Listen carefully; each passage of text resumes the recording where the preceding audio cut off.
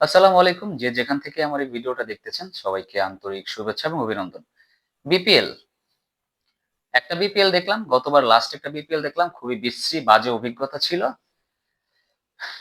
কেউ টাকা পেয়েছেন, কেউ টাকা পান নাই। অনেক সংবাদ সম্মেলন, অনেক সাংবাদিকদের কাছে নালিশ। বিদেশি মডেলরা টাকা পায় না বিপিএল খেলতে আসলে। বিপিএল খেলতে আসলে বাহিরের প্লেয়াররা, ফরেন প্লেয়াররা টাকা পায় না। তাদের টাকা ফ্র্যাঞ্চাইজিরা মেরে দেয়, ফ্র্যাঞ্চাইজি দেয় না। গরিব ফকিন্নি ফ্র্যাঞ্চাইজি নিয়ে বিপিএল অ্যারেঞ্জমেন্ট করা হয়। এগুলা ছিল গতবারের বিপিএল এর কথোপকথন। এবারের বিপিএল কেমন হইতে যাইতেছে? এবারের বিপিএল এর টিম হচ্ছে টোটাল ৬ টা। ঢাকা ক্যাপিটালস, যে আগেরবারও ছিল। রংপুর রাইডার্স, আগেরবার ছিল। এবার নতুন ৪ টা দল নাম এন্ট্রি হইছে। Chattogram Royals, Sylhet Titans, Rajshahi Warriors, আর হচ্ছে আপনার নোয়াখালী এক্সপ্রেস। সম্পূর্ণ নতুন নোয়াখালী এক্সপ্রেস।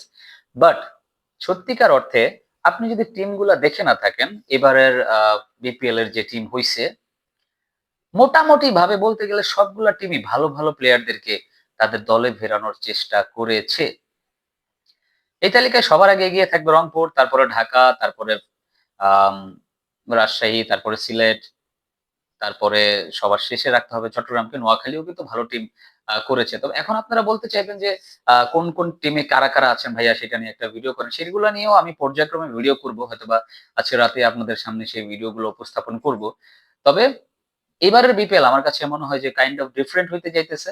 আমার কাছে মনে হয় পার্সোনালি কিছুটা প্রযুক্তিগত উন্নতির ছোঁয়াও আমরা দেখতে পারবো। যদিও এখনো শুরু হয় না বিপিএল, বাট বিপিএল শুরু হইলেই বলা যাবে। কারণ গাছে কাঁঠাল গোফে তেল দিয়ে তো লাভ নাই। বাট আমি ফ্র্যাঙ্কলি বিশ্বাস করি, পার্সোনালি আমার কাছে এটা মনে হচ্ছে যে এবারের বিপিএলটা আগেরবারের চাইতে, অন্ততপক্ষে আগেরবারের চাইতে ভালো হইতে যেতেছে। আর ভাই প্লিজ কাইন্ডলি যারা বিপিএল অর্গানাইজিং কমিটিতে আছেন তারা দয়া করে স্কোর বোর্ডটাকে একটু ক্লিয়ার রাখবেন। যাতে করে আমরা সাধারণ পাবলিক সুন্দর করে একটা খেলা দেখতে পারি। বিশ্বাস করেন, যখন বিগ ব্যাশ লিগ দেখি, বিগ ব্যাশ অস্ট্রেলিয়ার লিগ বর্তমানে চলতেছে, যেখানে আমাদের রিশাদ হোসেন খেলছেন হোবার্ট হারিকেনের হয়ে, ওইখানকার খেলা দেখলে মনে হয় কি যেন আপনি ইংলিশ প্রিমিয়ার লিগ দেখছেন। এতটা এইচডি কোয়ালিটির ভিডিও, এত দারুণ দারুণ সব প্রযুক্তি। আর আপনি বিপিএল দেখবেন ভাই, অবিশ্বাস্যভাবে আপনার খেলা দেখা লাগবে। অবিশ্বাস্যভাবে। এইচডি তো দূরের কথা। আপনি মানে কি হয়, মাঝে, মাঝে স্কোরবোর্ড এলোমেলো হয়ে যায়, ঘোলাটে হয়ে যায়। মাঝে মধ্যে বল চলে যায়, ব্যাটসম্যান ৪ মেরে দেয়, তারপরে শব্দ আসে। ব্যাটসম্যান ৪ মেরে এভাবে ধরে আছে, তারপরে শব্দ আসে। তারপরে শব্দ আসে। তো এই হচ্ছে আমাদের বিপিএল এর অবস্থা। আমার কাছে মনে হয় অনেক দিকে মান উন্নয়নের দরকার।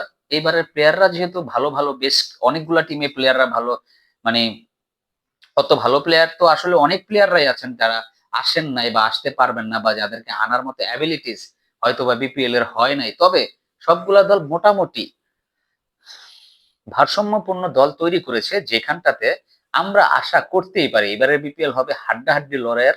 অনেক আ ভালো কম্পিটিশন হবে হোপফুলি। আশা করাই যায়। আশা করাই যায়। আপনি টিম দেখেন, আমি প্রতিটা টিম অনুযায়ী ভিডিও করব। আসলে আজকে রাতেই আপনারা হয়তোবা অন্য একটা ভিডিও পেয়ে যাবেন ওই বিপিএল এর উপরে, কোন টিমে কারা খেলছে, কাদের ভারসাম্য ভালো। তো আপনাদের কাছে একটা অনুরোধ থাকবে, যারা আমার চ্যানেলটাতে নতুন আছেন তারা অবশ্যই সাবস্ক্রাইব করে পাশে থাকবেন। সবাই ভালো থাকবেন, সুস্থ থাকবেন। আসসালামু আলাইকুম।